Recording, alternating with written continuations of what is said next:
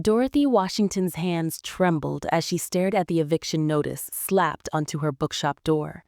23 years she'd poured into Washington's heritage books on Meeting Street. 23 years of serving Charleston's black community with pride. The notice cited code violations she'd never received warnings about. Through the window, she saw two white police officers laughing beside their cruiser, one holding a thick envelope. Officer Daniels caught her eye and smirked. Her phone buzzed. Marcus, coming home today. She'd kept the threats from him, but now Dorothy's fingers traced the wooden counter her late husband, Jerome, had sanded by hand 3 decades ago, back when they'd first dreamed of opening Washington's heritage books. The shop occupied a narrow storefront on Meeting Street in a historically black neighborhood that had weathered storms, recessions, and the slow erosion of time. Jerome had passed 8 years ago from a heart attack, leaving Dorothy to carry on alone. And she'd done exactly that, turning their bookshop into more than just a place to buy novels and textbooks. It became a gathering spot where elderly residents played chess on Tuesday afternoons, where high school students found books about Frederick Douglass and Maya Angelou, where the smell of old pages mixed with the coffee Dorothy brewed each morning. But 3 months ago, everything began to change. Sergeant Ray Daniels and Officer Kyle Patterson walked through her door on a humid September afternoon, their boots heavy on the hardwood floor. Daniels was a thick-necked white man in his early 40s with cold blue eyes and a crew cut that made him look perpetually angry. Patterson was younger, maybe 30, with reddish hair and freckles that might have made him look boyish if not for the cruel set of his mouth. They claimed they'd received complaints about noise and loitering. Dorothy had looked at them in confusion because her shop was one of the quietest places in Charleston. Her customers were mostly retirees who browsed slowly, speaking in hushed library voices, occasionally gathering in the small back room for book club meetings that never exceeded a whisper. She'd explained this politely, professionally, the way she'd learned to speak to white authority figures over 68 years of living in the South. Daniels had smiled, without warmth, and suggested she reconsider her lease because the neighborhood is changing. Those words hung in the air like a threat. Patterson had run his finger along a bookshelf, leaving a trail in the dust Dorothy knew wasn't there because she cleaned every morning, and said it would be a shame if something happened to such a nice little business. They returned the following week and the week after that, each visit bringing new harassment. They wrote parking tickets for customers whose cars were legally parked. They claimed her sidewalk book display violated an ordinance Dorothy had never heard of in 23 years. They questioned elderly black patrons, asking for identification, treating Sunday afternoon book browsers like suspects in a crime that didn't exist. Dorothy watched her regulars stop coming, their eyes frightened, their steps quickening past her window. She'd reached out to other black business owners on Meeting Street and discovered she wasn't alone. Maurice at the barbershop 2 doors down had been visited by the same officers. So had Linda, who ran the soul food restaurant on the corner. All of them had received the same message, delivered in variations of the same threatening tone. Sell your property. Leave. The neighborhood is changing. Dorothy learned that 2 other shops had already closed, their owners exhausted by the relentless pressure, the mysterious health code violations, the police presence that drove customers away like smoke clearing a room. She'd tried to ignore it, tried to believe it would pass, but then she'd gone to City Hall to file a formal complaint. The building was all marble and authority, making Dorothy feel small in her floral dress and sensible shoes. She'd waited 40 minutes to speak with someone at the complaints desk, and when her turn finally came, the clerk, a young black woman named Jasmine, with braids pulled back in a neat bun, had listened to her story with growing concern. When Dorothy mentioned Sergeant Daniels' name, Jasmine's face had changed. She'd glanced around, then leaned forward and lowered her voice. "Ma'am," she'd said, "I've seen 6 complaints against those officers vanish from the system. Daniel's brother-in-law is Connor Garrison. He owns Garrison Properties. They're buying up everything in your neighborhood. Be careful. They're connected all the way up to the Deputy Mayor." Dorothy had walked out of City Hall feeling like the ground had shifted beneath her feet. understanding for the first time that this wasn't random harassment or bad luck. This was organized, systematic, a machine designed to crush her and everyone like her.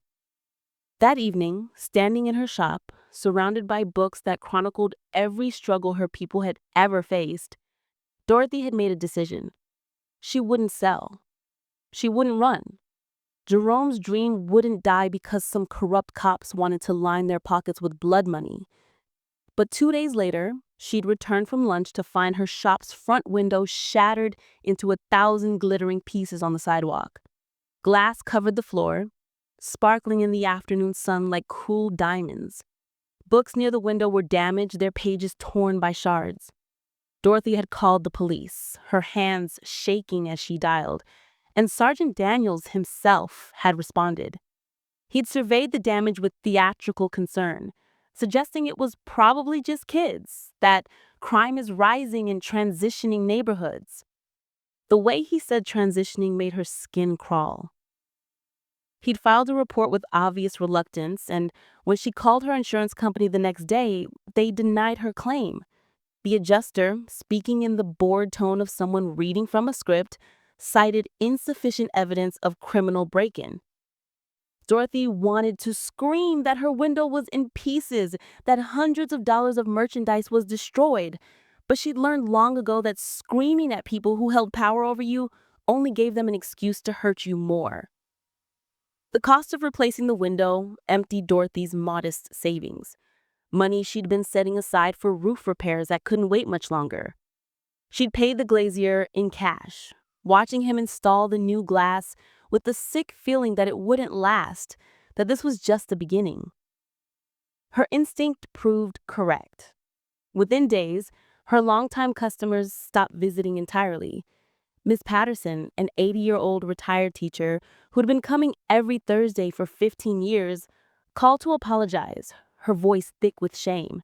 She'd been stopped by police 3 times in 2 weeks, questioned about where she was going, made to feel like a criminal for walking down her own street.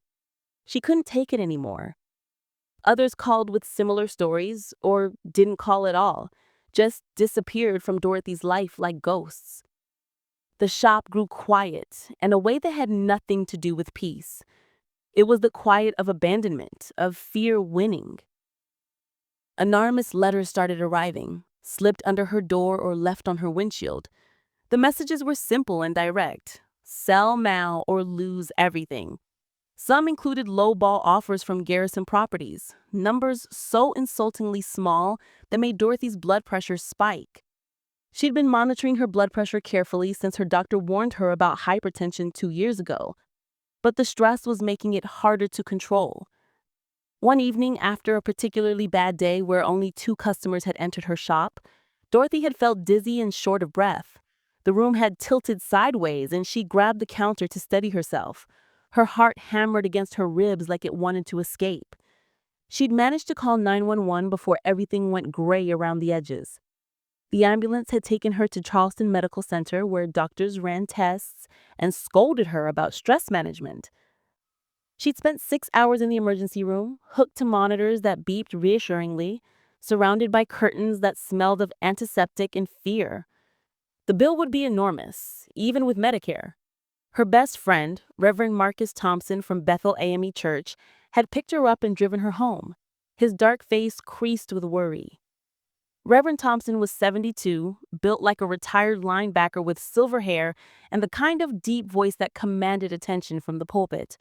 He'd known Dorothy and Jerome since they'd all been young, and he'd watched their dream grow from conversations over sweet tea to the reality of Washington's heritage books. Sitting in his car outside her shop, he told her something that made her stomach drop. He'd seen Daniels and Patterson meeting with Connor Garrison at a downtown restaurant. Another pastor had photographed them through the window, clear as day. Garrison sliding a thick envelope across the table while the cops smiled and nodded. Dorothy had tried calling Marcus again, desperate to hear her son's voice, to tell her everything, but his phone went straight to voicemail. He was still on assignment somewhere she couldn't know about, doing things she couldn't imagine, serving his country while her mother's world crumbled. She left a message trying to sound normal, saying she loved him and couldn't wait to see him, keeping the terror out of her voice because Marcus had enough to worry about without adding her problems. But late one night, around 2 in the morning, when Charleston was dark and quiet, Dorothy heard sounds outside her shop. She lived in a small apartment above the store, the same space where she and Jerome had raised Marcus, and she'd learned every creak and groan of the old building. These sounds were wrong. Footsteps, whispers, the hiss of spray paint. She'd crept to the window and peered down through a gap in the curtains, and her heart had stopped.